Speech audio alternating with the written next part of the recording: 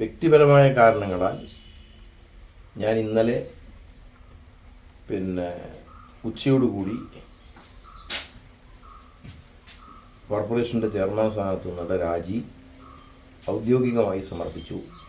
ബഹുമാന്യനായ ടൂറിസം വകുപ്പ് മന്ത്രിക്കും ടൂറിസം ഡയറക്ടർക്കും ടൂറിസം സെക്രട്ടറിക്കും ഞാൻ റെസിഗ്നേഷൻ ലെറ്റർ കൊടുത്തു.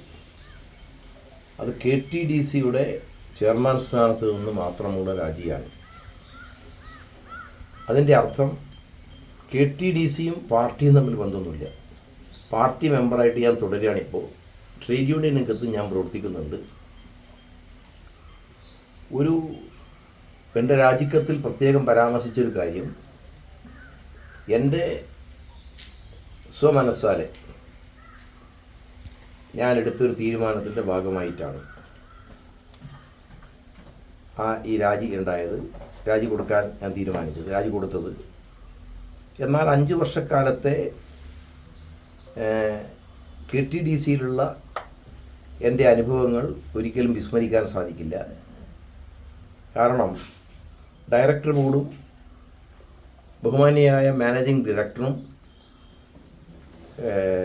അവിടെയുള്ള ജീവനക്കാരും, പ്രത്യേകിച്ച് ഹയറാർക്കിയിൽ KTDCയുടെ ഹയറാർക്കിയിൽപ്പെട്ട ആളുകളും ഞങ്ങളെല്ലാം ഒരു ടീമായി നിന്നുകൊണ്ടാണ് KTDCയെ നയിച്ചത്. ആ ടീം വർക്കിൻ്റെ, ഞാൻ എല്ലാ കാലത്തും പറയുന്നൊരു കാര്യം, ടീം വളരെ പ്രധാനമാണ്. ആ ടീം വർക്കിൻ്റെ ഏറ്റവും പ്രധാനപ്പെട്ട ഒരു ഗുണമാണ് കഴിഞ്ഞ നിരവധി വർഷങ്ങൾ, 10-15 കൊല്ലങ്ങൾക്കിപ്പുറം ഇതാദ്യമായി KTDC തുടർച്ചയായി 2 വർഷങ്ങളിൽ പ്രോഫിറ്റിലായി, ലാഭത്തിലായി. 2022-23 വർഷത്തിലും 2023-24 സാമ്പത്തിക വർഷങ്ങളിലും KTDC ലാഭത്തിലായി, ലാഭത്തിലാക്കാൻ സാധിച്ചു എന്ന ചാരിതാർത്ഥ്യത്തോടു കൂടിയാണ് ഞാൻ ചെയർമാൻ സ്ഥാനത്ത് നിന്ന് പടിയിറങ്ങുന്നത്. സ്വാഭാവികമായും ഏറ്റവും അടുത്ത് നിന്നിരുന്നൊരു ടീമിൻ്റെ ഭാഗമായി ഉള്ള പ്രവർത്തനത്തിനിടയിൽ മാറി നിൽക്കേണ്ടി വന്ന അതൊരു പ്രയാസം തന്നെയാണ്. പക്ഷേ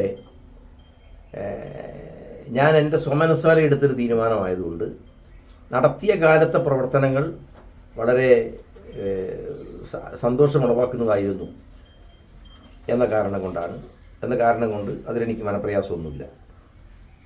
മറ്റൊന്ന്, ഞാൻ രാജിവെക്കണമെന്ന് ആവശ്യപ്പെട്ട് ഏതോ ഒരു പന്ന ചാനൽ, ഏതോ ഒരു വൃത്തികെട്ടവൻ്റെ ചാനൽ, അവനെ കണ്ടാലേ എനിക്ക് ദേഷ്യമാണ്. ഒരു മഹാവൃത്തികെട്ട്, അവൻ ശൂന്യാകാശത്തു നിന്ന് വാർത്ത ഉണ്ടാക്കുന്നൊരു തരം.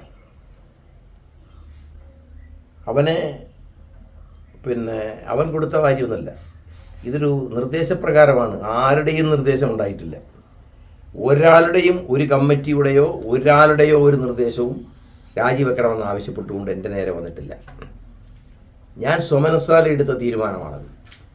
അതുകൊണ്ട് തന്നെ ഡയറക്ടർ ബോർഡ് മെമ്പർമാർക്ക് ഇന്നാണ് അതിൻ്റെ വിവരം നിങ്ങൾ ഈ ചാനലുകളിൽ വന്നപ്പോഴാണ് അതറിയുന്നത്. വേറെ ആർക്കും അതറിയില്ല. പിന്നെയാണ് ഇപ്പോൾ ഇതെല്ലാവരും അറിയാൻ തുടങ്ങിയത്. പിന്നെ അവൻ കഥയുണ്ടാക്കിയിട്ടുണ്ട്. UDF-ആയിട്ടുള്ള ചർച്ചയുടെ തീരുമാനം ഞാൻ തീരുമാനത്തിൻ്റെ ഭാഗമായിട്ടാണ്. UDF-ആയിട്ട് ഞാൻ ചർച്ച നടത്തിയിട്ടില്ല. UDF ഞാനുമായിട്ട് ചർച്ച ചെയ്തിട്ടില്ല. സ്ഥാനാർത്ഥിത്വം സംബന്ധിച്ചൊന്നും ഈ നിമിഷം വരെ ഞാനൊരു ആലോചനയും നടത്തിയിട്ടില്ല. എൻ്റെ അജണ്ടയിൽ ഇപ്പോൾ സ്ഥാനാർത്ഥിത്വവുമായി, തെരഞ്ഞെടുപ്പുമായി ബന്ധപ്പെട്ടുകൊണ്ടുള്ള പ്രശ്നം എൻ്റെ മുമ്പിലില്ല.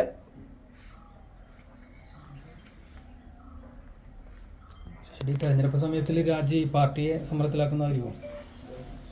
ആരെയും സമ്മർദ്ദത്തിലാക്കാൻ വേണ്ടിയല്ലല്ലോ രാജിവെക്കുന്നത്.